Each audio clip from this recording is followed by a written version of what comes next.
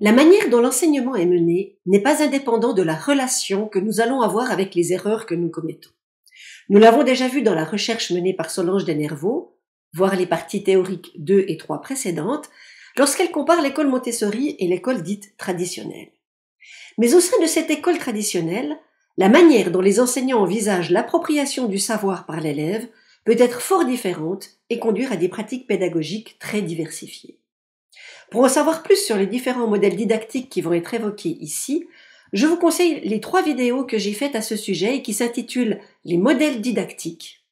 La première portant sur les modèles transmissifs et behavioristes, la seconde sur les modèles constructivistes et socio-constructivistes, et la troisième sur le modèle allostérique de l'apprentissage que j'ai inclus dans les théories du changement conceptuel.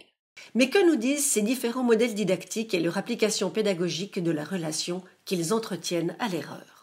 M'appuyant sur un tableau de Jean-Pierre Astolfi que j'ai complété, nous allons voir comment les différents modèles didactiques envisagent l'origine de l'erreur, le type d'erreur et son mode de traitement. Commençons par le modèle le plus ancien, mais également le plus populaire, le modèle transmissif. Dans ce modèle, l'erreur vient de l'élève. Pourquoi ? Parce qu'il s'agit d'une mauvaise mémorisation de sa part. Le traitement de l'erreur se fait a posteriori à travers une évaluation le plus souvent sommative qui va sanctionner cette erreur par une note. Dans le modèle behavioriste, l'erreur vient d'une mauvaise planification de l'enseignant puisqu'il est censé anticiper sur le savoir à enseigner afin de l'adapter au mieux au niveau des élèves. Malgré cette différence, l'erreur reste une mauvaise mémorisation de la part de l'élève et si le traitement a priori de l'erreur est fait, l'évaluation a posteriori va quand même pénaliser l'erreur comme dans le modèle transmissif. Dans ces 2 modèles, l'importance est donnée au savoir appris et l'erreur est stigmatisée et considérée comme une faute. Dans la dernière colonne, j'ai compilé les modèles constructivistes, socio-constructivistes et ceux issus des théories du changement conceptuel. L'origine de l'erreur vient cette fois d'un environnement didactique mal pensé, ne permettant pas la transformation des conceptions des élèves. Bien sûr, l'enseignant fait partie de cet environnement didactique et il peut, tout comme la pédagogie qu'il va proposer, être une source de difficulté ou de facilité pour l'élève. Le fait que l'origine de l'erreur ne soit plus attribuée à l'élève fait que le type d'erreur n'est plus une simple mauvaise mémorisation, mais l'acceptation que le mode de raisonnement que l'élève a choisi est inadapté à la situation ou que l'information que l'élève a reçue a été déformée, adaptée par ses conceptions initiales.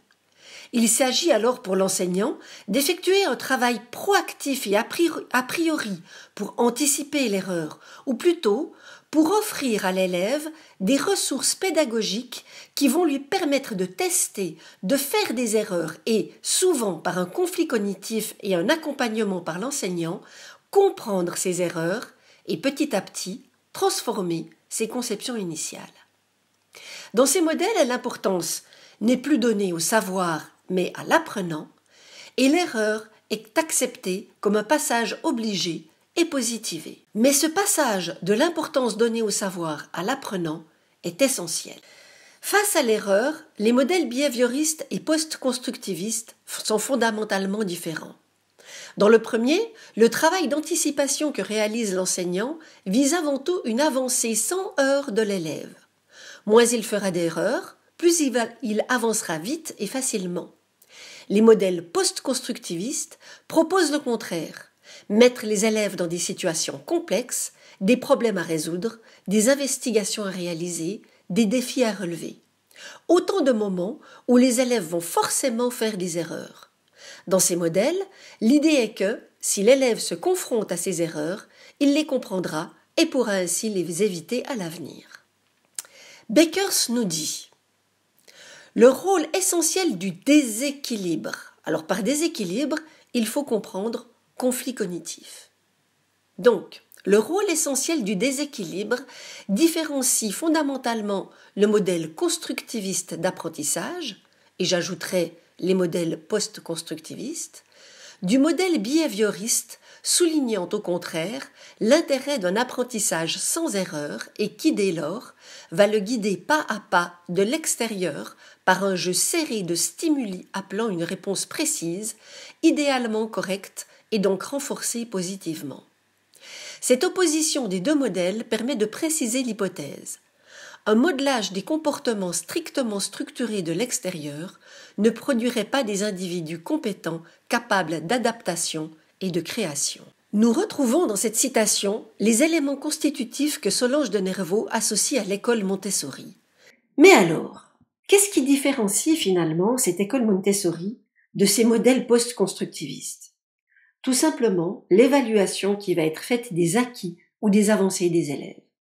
Tant que l'on reste dans une évaluation jugée et notée, toutes nos stratégies pédagogiques, aussi tournées vers l'apprenant soient-elles, a tous les risques de conduire à des élèves favorisant la mémorisation d'une bonne réponse qu'à des élèves intéressés par la résolution des problèmes. Pour terminer, je vous laisse sur cette phrase d'Astolfi à méditer. Apprendre, c'est toujours prendre le risque de se tromper.